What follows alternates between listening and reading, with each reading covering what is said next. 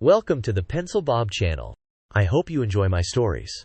Please like and subscribe, and hit that notification icon so you never miss out. Now on with the stories.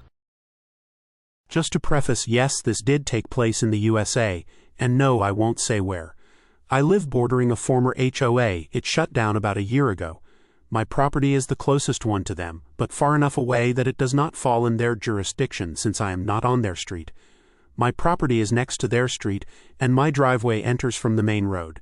The HOA's road is more than a half mile of houses, some really old, but the street was redeveloped in the 90s or so, and after that an HOA was started. You go from a country road and then take a right turn and bam, you're in semi-suburbia. There are large farms on each side of the former HOA road. The oldest houses were among those owned by the HOA board, and there is also an old small elementary school that was converted into a home by one of the board members.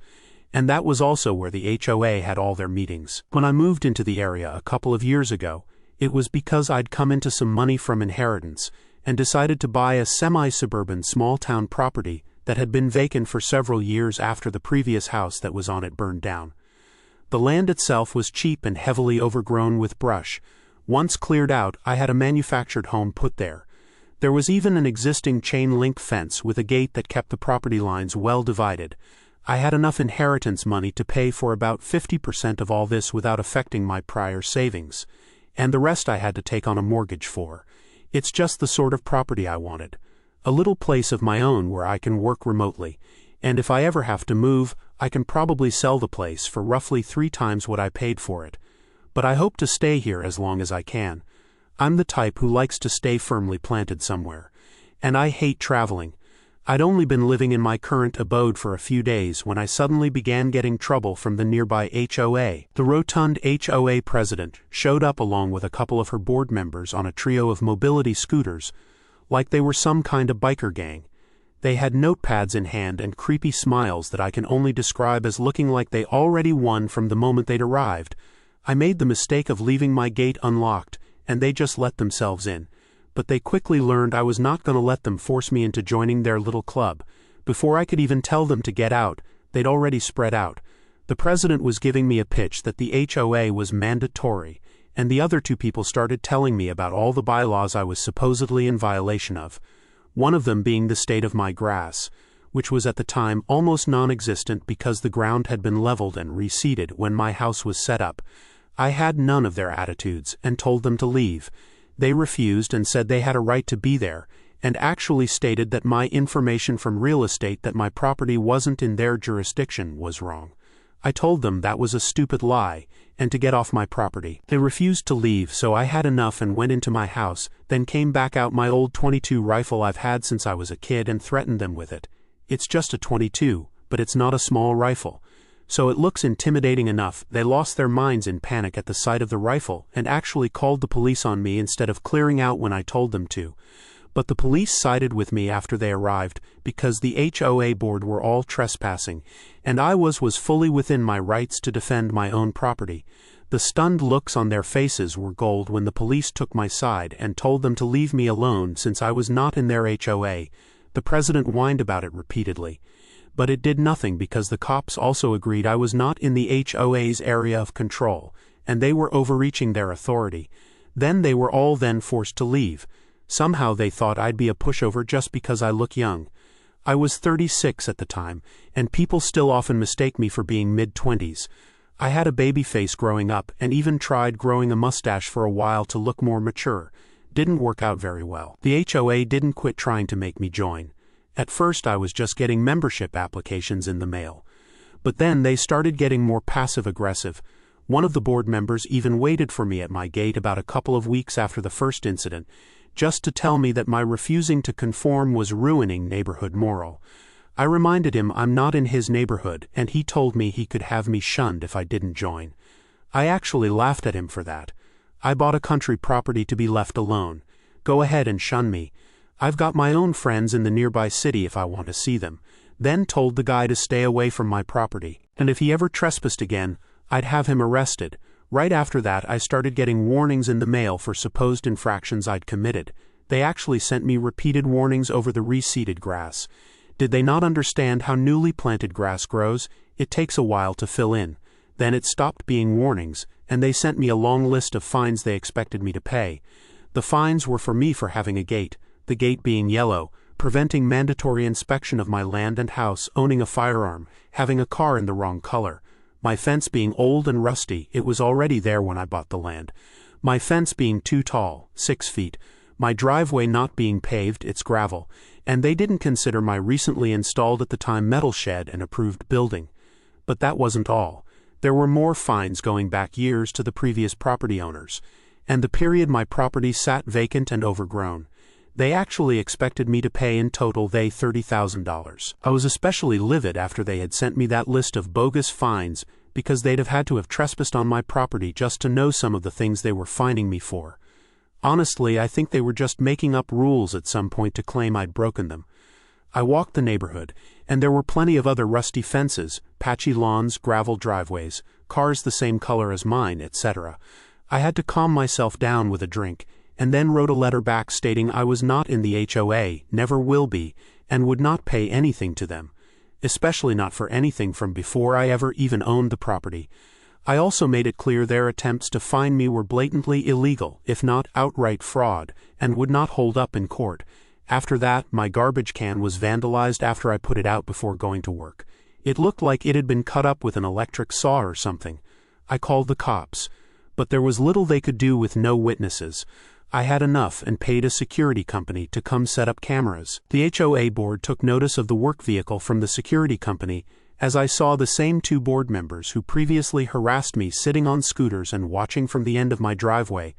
They clearly took my threat of retaliation seriously, because I got no more fake fines, and my trash can was never touched again. But they still kept sending me membership applications weekly, and even letters practically begging I just join to keep the peace. So I started mailing them back with "No" written in black Sharpie on the envelopes, and even a letter threatening to wipe my ass with their applications before sending them back, and even that didn't make it stop. For a while I could not for the life of me figure out why they were so desperate to make me join. Turned out their elderly woman-child of an HOA president had practically become obsessed with some crazy plan she was calling HOA zone expansion, and was making it a hill to die on since the HOA could not legally expand beyond its street without permission from surrounding property owners. And I highly doubt any of them would agree to join. I was just target number 1 because I was the closest, and they wanted to make an example of me. I just kept rebuffing the HOA's repeated attempts to contact me. Until one morning about 3 months after I'd moved in, I found my driveway blocked by a large transit van outside my gate. It was the HOA president, and she was blocking me in so she could personally make demands of me. I don't know why she bothered to use her van to block me in. She was already big as a whale and could have just stood there herself. I even started calling her President Whale behind her back because she was morbidly obese to the my 600-pound life level, and often wore blue and white. She had on what I can best describe as a business jacket over a muumuu dress, hair in a tight bun, big grandma glasses, and a beaded necklace with a big wooden cross hanging from her neck. And I'm not exaggerating when I say she usually had some kind of food in her hands. Like almost every time I saw her, even during this interaction she stopped to eat. From what I learned of her later, she was a widow, and her husband was an obese person like her, that ate himself into his grave during his 50s. As for President Whale, I do believe she had something very mentally wrong with her, but I wasn't sympathetic after what she tried to do to me. Back to her van blocking me in, I told President Whale to move her damn vehicle or I'd be calling the effing police on her. She scolded me like an old church lady for my choice of language and said she didn't have to move because the HOA owns the road, and since I refused to join the HOA or pay the fines, she was landlocking me in. Even I knew this was very illegal, and asked if she was mental, because I'm not even on the HOA's road. I'm on the main road the HOA road branches from. She refused to listen to me, so I started getting ready to call police. She tried to stop me from calling and claimed she just wanted to negotiate. I told her there was nothing to negotiate.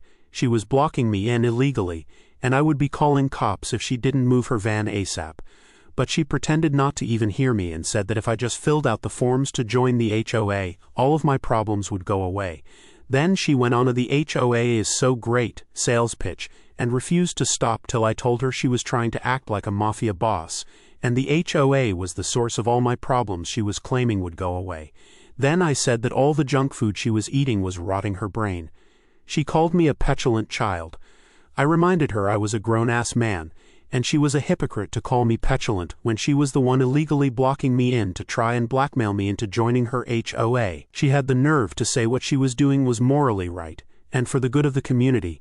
I said back that it wasn't, it was just to satisfy her own ego, and blackmail is illegal. I also pointed out she wasn't being a good Christian by wearing a cross and claiming such lies. She rolled up the HOA forms and aimed to swat me with them. I had enough and finally called the police. Whale started screaming at me to hang up the call while attempting to chase me around and hit me. But the slow pile of blubber couldn't even get near me. After only a couple of attempts, she stopped and started wheezing, and then she started yelling to try and get the police on the phone to think I was attacking her. I called her out for this and reminded her I have cameras. She immediately stopped and then waddled back to her van, a tired, sweaty mess. We stared each other down for around 20 minutes while she sat in the side of her van and stuffed her face before the cops showed up. They were initially unsure what was going on because of Whale's prior screaming when I called. But I had video from my dash cam and my house to show I'd never laid a finger on her. President Whale tried to make a big show of fake panic and said I was dangerous. But the police told her to move her van as she was illegally blocking my driveway. She refused and said the road was the HOA's, but the cops said it wasn't the first time they'd been called because of her harassment in the area, and also stated that the road she was currently on was not the HOA's road, and the road the HOA itself is on is county-owned, not private, which was news to me, but it meant she couldn't do this even if I was on the HOA's road. Then she was bluntly told she cannot block access to anyone, and to move the van right away or be cited. She tried to argue further, so they ticketed her on the spot and threatened to arrest her and have the van towed if she didn't comply. She gave us all death glares and finally moved the van. I arrived to work about an hour late that day, but with an interesting story to tell. Not too long later, I was served a small claims lawsuit from Whale. She was suing me for the cost of the fine she had to pay for the citation police gave her, and for emotional distress I caused that was affecting her health. I pretty much looked at the letter and laughed, because I was ready to pick that land whale apart in court. But then the HOA tried another dirty move around the same time. I was soon notified by my bank that someone was attempting to put a lien on my property for $30,000. The same amount as what the HOA tried to previously fine me. I finally got a lawyer, and the lien was soon cancelled because it was groundless. I filed counter lawsuits against Whale and the HOA for harassment. I also personally went to see the HOA board at their next meeting to tell them off for what they'd tried to do, and that I'd see them in court. Whale actually had one of those little wooden gavel mallets, and was repeatedly striking it on the table that she was sitting at. She pounded it on the table while yelling "no" every time I tried to speak. The rest of the HOA board had to tell her to stop, and even took the gavel from her hand like she was a child that needed a timeout. She went on a tangent about how she was in charge, but the rest of the board told her she needed to pack up and go home for the day. But she refused and just sat there with her arms crossed and pouting. I talked with the rest of the board, and they tried to deny any involvement in the past things Whale had done to me, including the attempted lien, which was only her doing apparently. I called those as outright lies, and pointed out how several of the board members had previously harassed me in person along with Whale at my house, and they were also likely the ones who snuck onto my property to write more fines until I put cameras up. Because I certainly wouldn't figure Whale was the one climbing over my gate and trudging around like that with how fat she is. I then said I was suing them for the harassment, fake fines, and attempted lien on my property and my destroyed trash can if I could prove it. I'd see them in court to take them for everything I could because they were royally effed. Their faces all seemed to get flushed, save for Whale.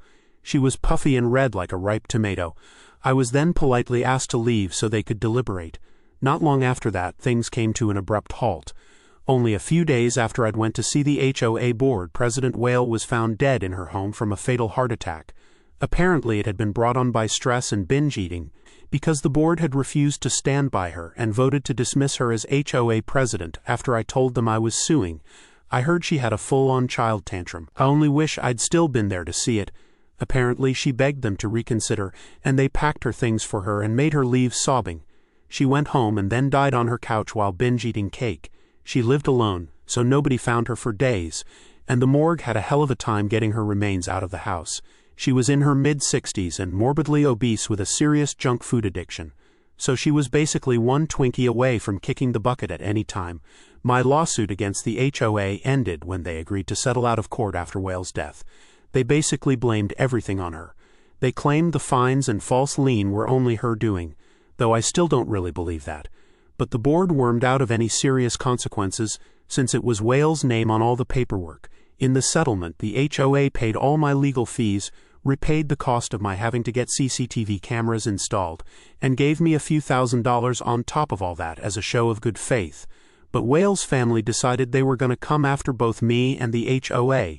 They tried to sue both me and them for causing Whale's death. But the judge threw both cases out before they even went to court. I ended up getting a few anonymous threatening letters taped to my gate talking about things like breaking my legs. And the houses of each HOA board member got vandalized too. My mailbox was also ripped up out of the ground in the middle of the night. Joke was on them. I get all of my mail through a P.O. box. Sadly, I didn't have a camera at the end of the driveway to see who did it. I'd previously tried putting a trail cam there, but passing cars set it off all day and night. So I removed it.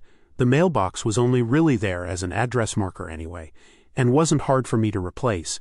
But tampering with a mailbox, even one that's basically just for display, is a federal offense. It couldn't be proven it was Whale's family that did it, as there were no cameras or witnesses that saw anything, and my mailbox was never found. But Whale's family vandalizing of the HOA board members' houses were all provable, as there were cameras there, and those idiots didn't bother to cover their faces when they did all that damage. Some arrests were made, and a lot of restraining orders were filed. Whale's family finally sold her house and left. Guess they weren't stupid enough to go against a restraining order. I just replaced my display mailbox with one from Home Depot, and that's pretty much where the entire mess ends for me. The whole situation was too much for the HOA though, and the residents passed a motion to shut it down completely. The HOA served no real function for comfort, as there were no paid-for common areas like a park or a pool. All meetings were held at the house of one of the board members, which, as I said, used to be a small school. There were accusations of repeated election rigging, as the board had remained the same for a long time despite the fact they were so hated, and there were threats of an audit too. The board didn't fight the shutdown because they were all on the verge of being removed by force, so they were ready to throw in the towel. A couple of them even moved away, one of which I heard said that I had ruined everything, and the neighborhood was going to hell without the HOA. The former board were all retired busybodies anyway. The only one that's any semblance of liked is the one whose house used to be a school and the HOA meeting building. They opened the gym room so locals could come in and play basketball on the regular. Their kids love it especially. I've been living peacefully here ever since, and I have actually made some friends. I didn't intend to, but I stopped to talk with neighbors a few times while out riding my bike, and it just went on from there. I've even been invited to a few barbecues and even a birthday party. Life is good. Not that unbelievable that she was fat. I just got turned off by the writer's obsession with her fatness. Like, yeah, I get it. She's big. Did you have to include the details about her having a heart attack while gorging herself on cake, or the people taking her body having trouble getting her out of her home? That's not something you needed to add. Yeah, it could be true, but even if it was, I certainly didn't want to hear it. Yeah, everyone involved with the HOA being in mobility scooters, and obese was the clincher that this was fake. Then everything about President Whale made it even more obvious. Hating HOAs and hating fat people. Name a more iconic Reddit duo. For me, it was when they claimed a manufactured home would triple the value of the property. They obviously have never looked into manufactured homes, as they are usually considered personal property, not real estate property, and their value depreciates quickly, unlike a regular home which appreciates in value.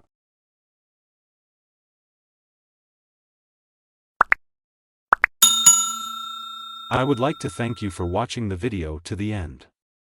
To encourage us to make more videos, please like, subscribe, comment, as well as share.